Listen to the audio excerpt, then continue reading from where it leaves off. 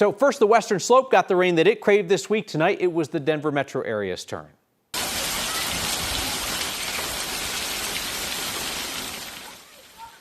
9 News viewer Carly Moore caught it dumping in Lakewood today as heavy rain moved through. And another 9 News viewer, Shannon Rhodes, caught a major downpour at I-25 in Dry Creek. Meteorologist Chris Bianchi, I'm certain that somebody was inconvenienced by this rain. I'm sure somebody dealt with some minor flooding. And to that we say, please just deal with it. Exactly. I mean, for all the, do we even have to say it?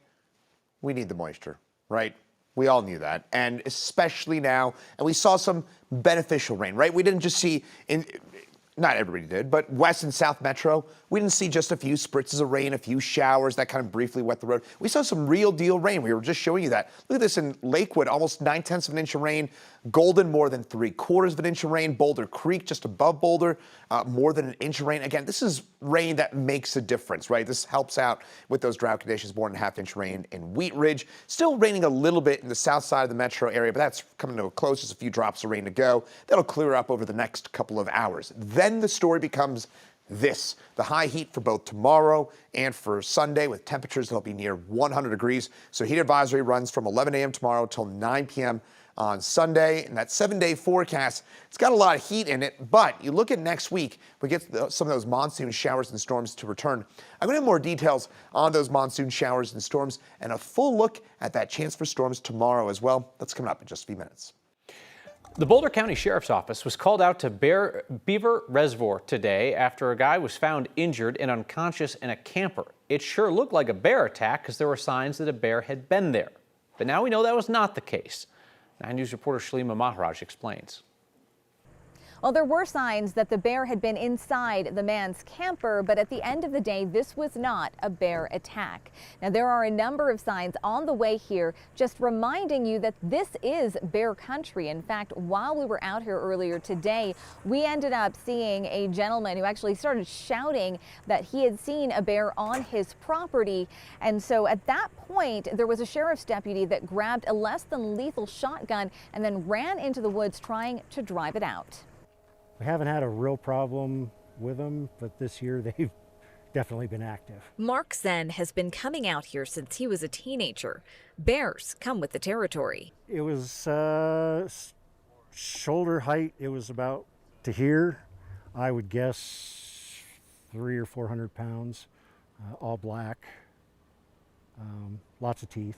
On Friday evening, while Colorado Parks and Wildlife was investigating another incident, he says he and his dog Tinkerbell came face to face with a black bear outside their camper. Forgot I had my dog whistle. Could have used that, but forgot. Here at Beaver Reservoir, the Boulder County Sheriff's Office and CPW were responding to a reported bear attack earlier in the day after a man was found injured and unconscious. We have determined that this is not a bear attack. The bear did not make any physical contact with the man.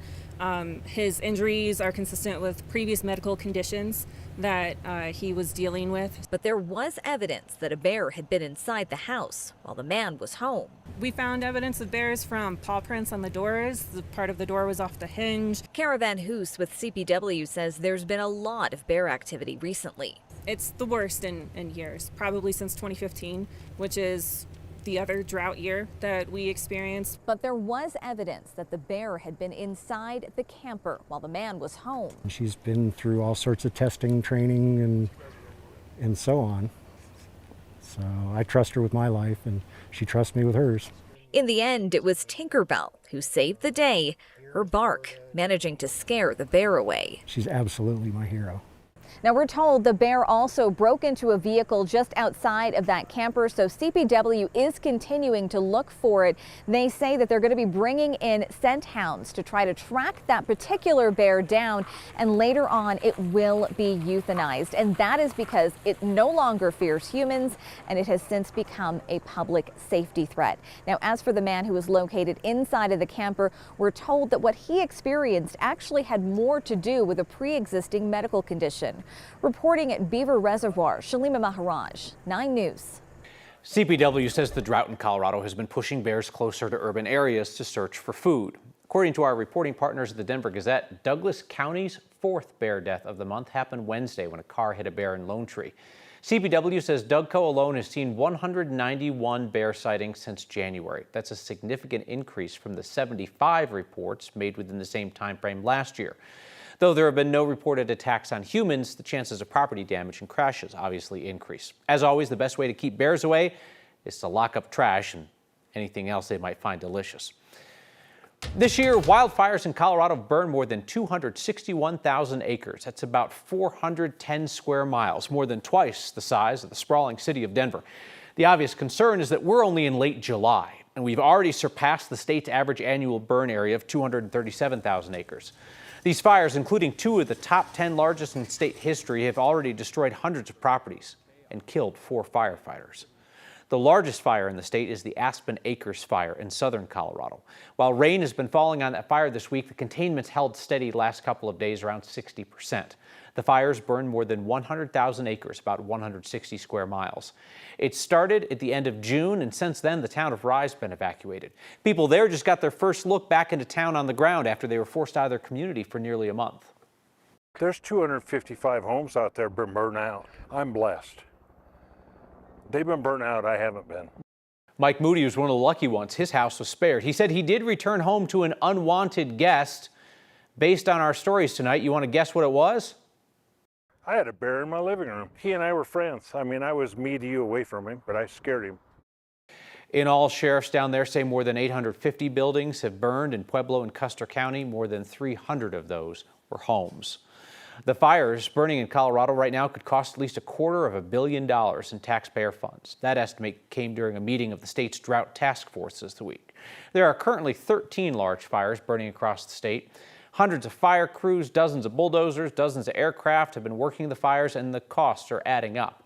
Emergency officials say the current 90-day cost projection for fire response and recovery is about $266 million, and that's just for the 4 largest fires right now.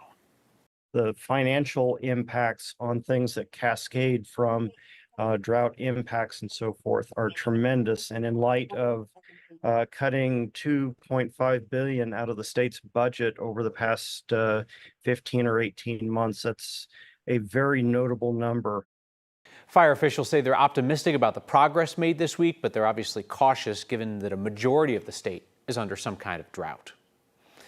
The city of Denver is offering places for people to cool down during the extreme heat that we expect this weekend. Denver Parks and Rec will open all currently operating rec centers as daytime cooling centers during regular business hours. That's tomorrow and Sunday.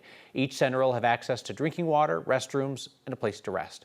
Denver Public Library locations are also available to get out of the heat.